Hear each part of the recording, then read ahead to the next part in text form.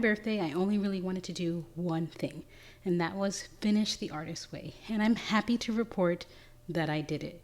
And it took a lot of work and effort and time, but one thing that I did was learn a lot about myself. So in today's Técesito talk, I want to walk through some of the things that I learned. If you want the whole list of everything that I learned, check out my Substack. I'll link it in the description box so that you can find out everything I learned throughout this 12 weeks. But here's the 4 things that I really appreciated and kind of took with me forever.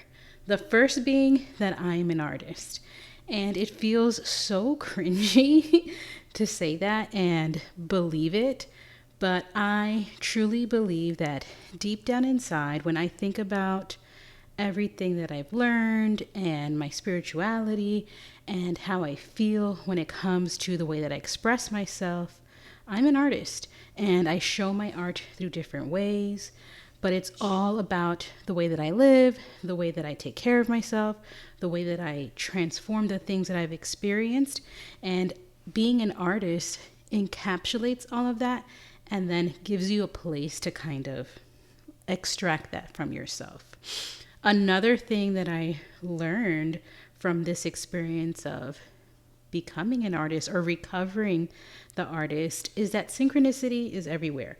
A lot of the Artist Way talked about how things kind of just happen and piece together when we're, in the midst of experiencing different things, experimenting with different things, living through different things. And every time you put like an inch forward, the universe responds, and it's your job to kind of validate that.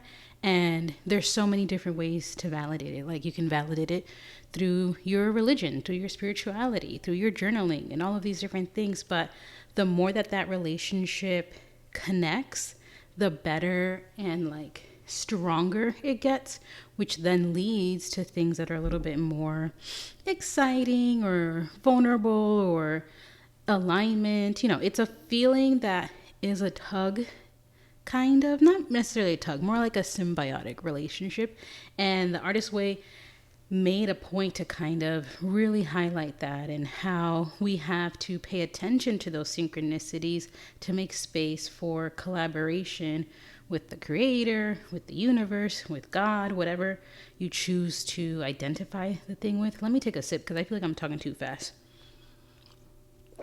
This tea I made today, it was hot, but I didn't really feel like drinking hot tea, so I put some ice in here, and now it's like at a good room temperature, taste and a temp. So I'm drinking that. The last 2 things that I learned, which I need to pull up my notes because now I'm forgetting. Another thing that I learned from the Artist Way is that nothing can get in the way of you being an artist. And I think about this a lot when I'm reflecting on how my journey of denying the artist in me went and how it was always kind of there, even if I did or didn't want it to be there.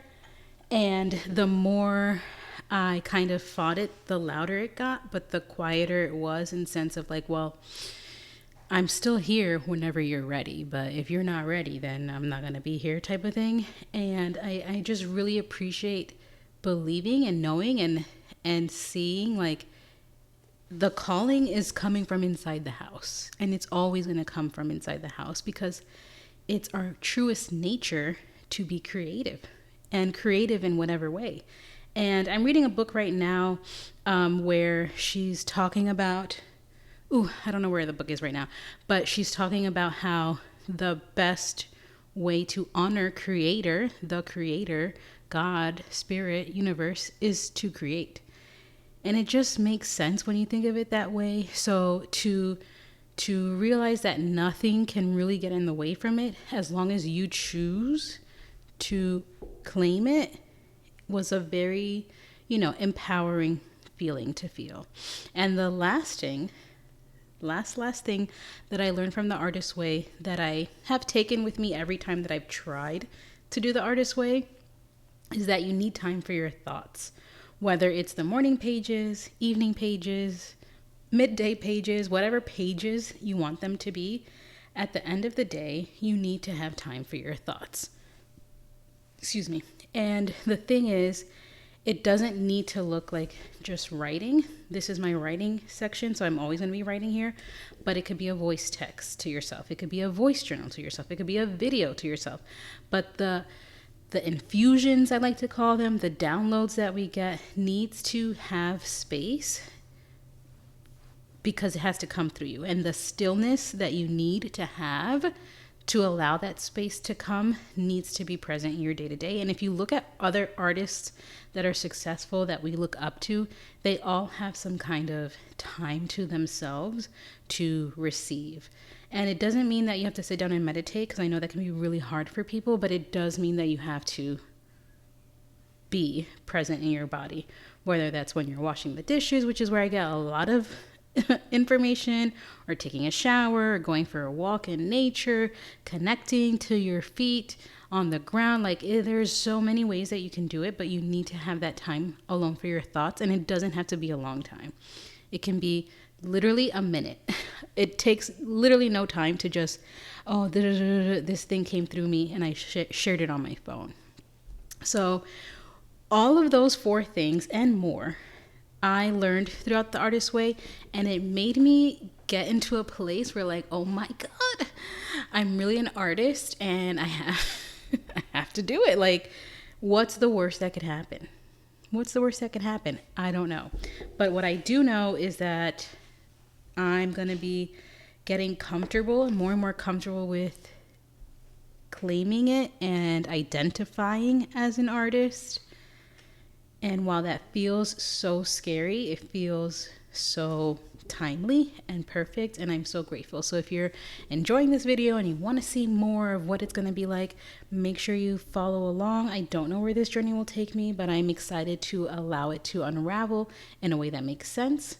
This is the end of our técesito talks. This is 10 minutes or less where I share some stuff to help you love your chichos one sip at a time. I hope to see you in the next técesito talks. Love you.